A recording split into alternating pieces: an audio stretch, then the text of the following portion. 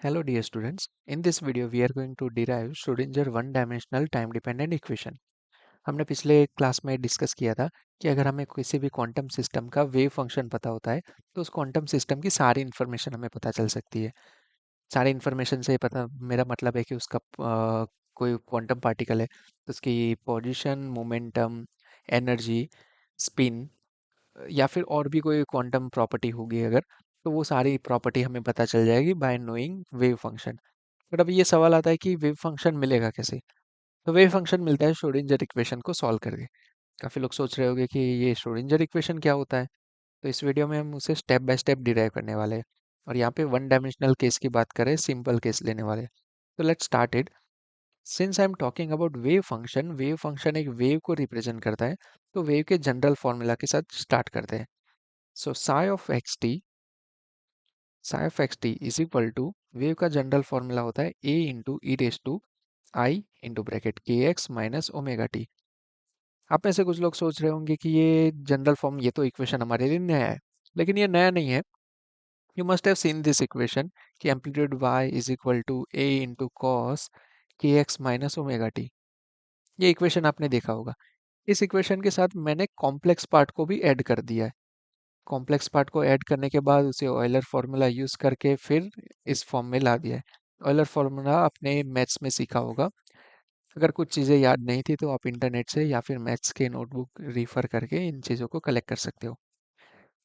अभी के लिए मान लो कि वेव फंक्शन कुछ ऐसा दिखता है। मैंने साई ऑफ एक्स टी क्यों लिखा है यहाँ पे? Psi of x T, this right hand side is only function of X and T. There are only two variables, that's why it is function of this psi function of X and T.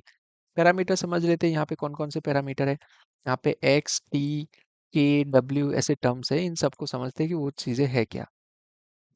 Here A is normalisation constant. Normalisation constant क्या होता है, आने वाले videos में और इसे समझेंगे। What is के? के is wave number. Wave number हो सकता है काफी लोगों के लिए नया टर्म हो। वेव नंबर के कुछ ऐसे डिफाइन होता है, K is equal to 2 pi upon lambda. Well lambda is wave length.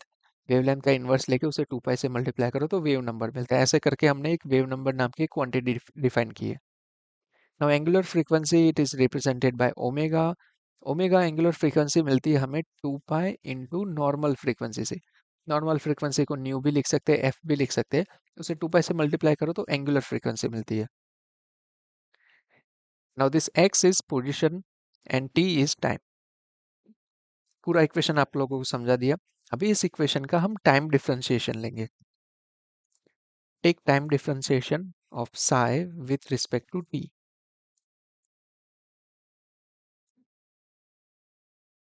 Will differentiate psi with respect to t।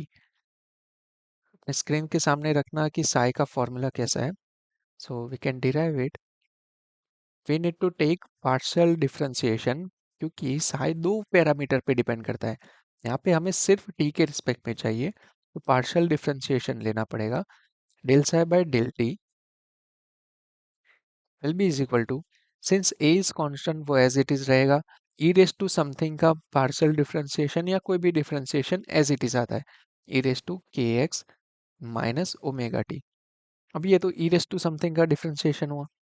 उसके बाद हमें उसकी आर्ग्यूमेंट का डिफरेंशिएशन करना पड़ेगा, मतलब कि del by del T of I into bracket के एक्स माइनस ओमेगा टी का करना पड़ेगा। इसका आंसर आता है, इसका आंसर आएगा i minus I omega. This is minus sign. तो del psi by del t we get a into E raise to i k x minus omega T.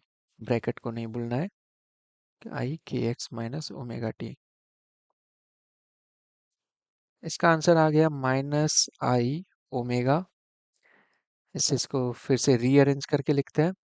तो del psi by del psi by del T will be is equal to minus I omega. And by the way, इस term को कहीं पे आपने देखा है क्या? इस टर्म को कहीं पे देखा है? ये रहा। This is equal to psi of x t. तो इसके बदले में साई लिख सकता हूँ, i omega psi. This is my equation one. इसे प्रिजर्व करके रखेंगे, थोड़ी देर बाद इस पे वापस आएंगे। Now second time we are going to take partial differentiation of wave function with respect to x.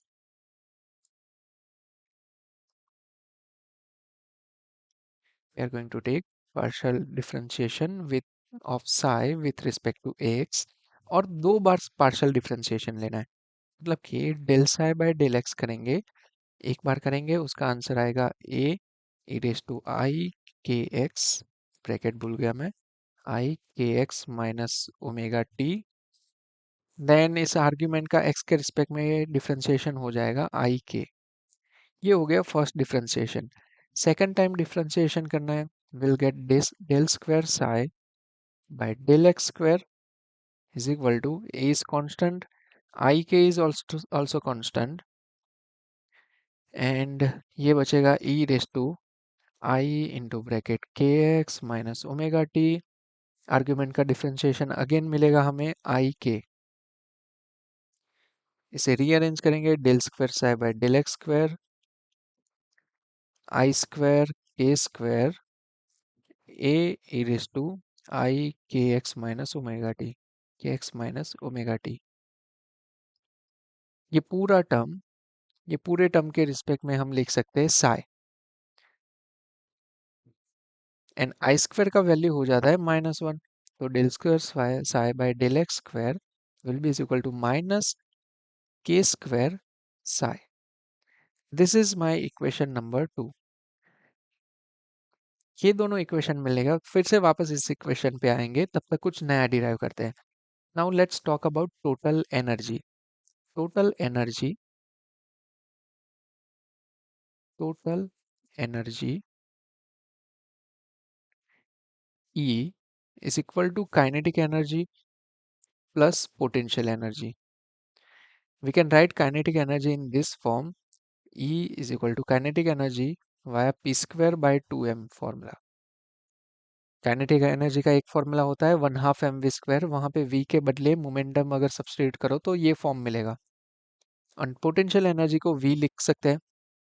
इस इक्वेशन में मैं थोड़ा सा रीअरेंजमेंट करने जा रहा हूँ। I am going to talk about this energy E is equal to h nu. ये इक्वेशन आपने सीखा है। Let me multiply this equation by 2 pi and divide by 2 pi. h upon 2 pi क्या हो जाता है, h कट बन जाता है, एंड 2 पाई इंटू म्यू, याद है हमने एंगुलर फ्रीक्वेंसी डिफाइन किया था, वीडियो के स्टार्टिंग में बात की थी, 2 पाई इंटू म्यू हो जाता है एंगुलर फ्रीक्वेंसी। तो ये एक फॉर्मूला मुझे मिल गया है एनर्जी का, E is equal to h cut omega. इसे हम बाद में यूज करेंगे। चलो मोमेंटम की बात करते हैं। Momentum P is equal to h upon lambda. ये क्वेश्चन सीखे थे हम लोग, डी ब्रोगली हाइपोथेसिस याद है, वहां पे lambda is equal to h upon p था, सिर्फ लेमड़ा एंड पी का पोजीशन चेंज किया।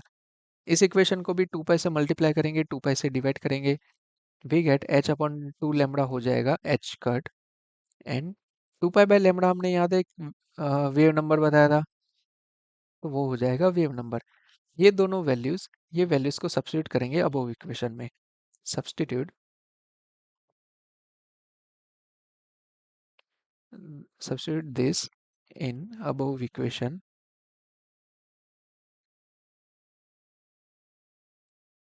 so we get, इसको सामने रखते हैं तो इजी रहेगा, ई के बदले आ जाएगा एच कट ओमेगा, ई के बदले आ जाएगा h cut omega is equal to h cut square a square divide by 2m plus v। I'll call this equation as equation number 3। now इस इक्वेशन में ओमेगा एंड के स्क्वायर अराइज होता है। अभी इस वीडियो में देखो, क्या हमने पहले ऐसे कोई दो इक्वेशन ऑब्टेन की है जिसमें हमें ओमेगा एंड के स्क्वायर के टर्म अराइज होते हो? Look here, this equation is containing term of के स्क्वायर, एंड इक्वेशन 1 कंटेन करता है ओमेगा को। तो इक्वेशन 1 एंड 2 से ओमेगा एंड के स्क्वायर की वैल्यू को सब्स्टिट्यूट करेंगे। सो फ्रॉम इक्वेशन 1 ओमेगा की वैल्यू क्या हो जाएगी, इसे यहाँ पे लिखो, from equation 1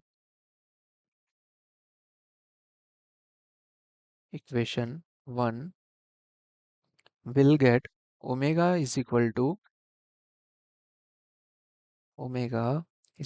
-1 upon I psi into del psi by del t. We'll get this minus 1 upon I psi del psi by del t. And from equation 2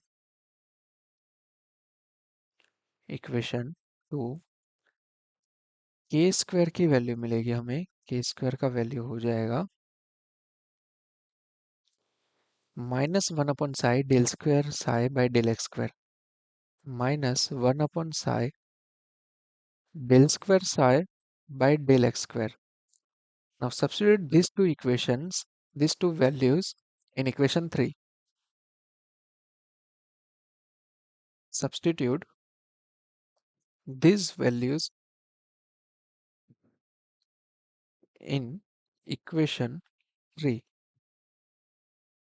तो हमें आंसर कुछ ऐसा मिलेगा h कट ओमेगा तो माइनस h कट ओमेगा के बदले लिख देंगे minus minus plus sorry minus already मैंने यहाँ पे ले लिया upon i psi del psi by del T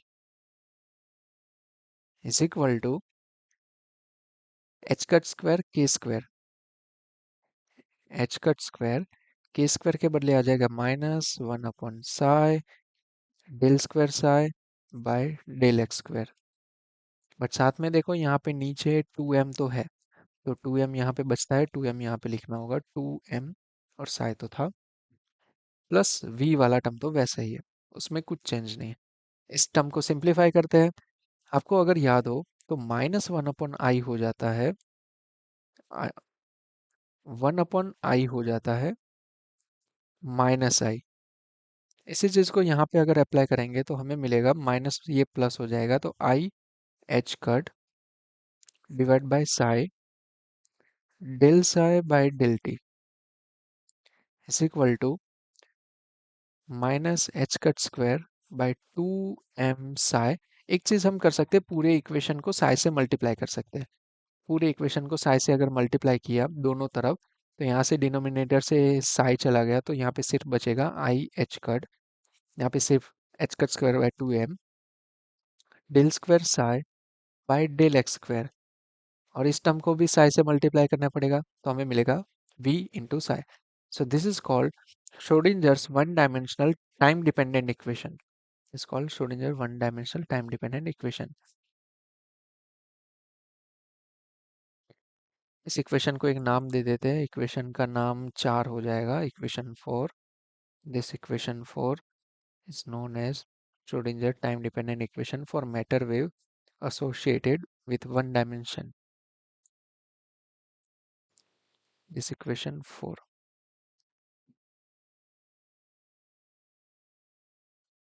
okay ये हो गया हमारा टाइम डिपेंडेंट का टाइम डिपेंडेंट इक्वेशन कई बार हमारे पास ऐसा सिस्टम होता है जो टाइम के ऊपर डिपेंड नहीं कर रहा तो टाइम के साथ उसका फॉर्म चेंज नहीं होता तो फिर हम क्यों इतना कॉम्प्लेक्स इक्वेशन सॉल्व करें you can see this equation is having part of time and also part of x एक पार्शियल डिफरेंशिएशन है इस इक्वेशन को सॉल्व करके हम साई की कोई पर्टिकुलर वैल्यू ऑब्टेन कर सकते हैं जो हमारे सिस्टम के लिए राइट होगी और हमारे सिस्टम का साई हमें मिल जाएगा वेव फंक्शन मिल जाएगा बट कुछ वेव फंक्शन कुछ सिस्टम्स ऐसी होती है जो टाइम के साथ चेंज नहीं हो रही इवॉल्व नहीं हो रही तो वैसे सिस्टम के लिए वेव फंक्शन टाइम के साथ चेंज नहीं होने वाला तो उस टाइम पे उस केस में इतना कॉम्प्लेक्स वेव श्रोडिंगर इक्वेशन क्यों सॉल्व करना है अगर हमारे पास ऐसा कुछ फीचर होता जिससे हमें ये टाइम वाले पार्ट से मुक्ति मिल जाए उससे इंडिपेंडेंट हो जाए तो कितना अच्छा होता है तो वैसा भी हमारे पास एक ऑप्शन है टाइम इंडिपेंडेंट श्रोडिंगर इक्वेशन तो चलो उसे भी डिराइव करते हैं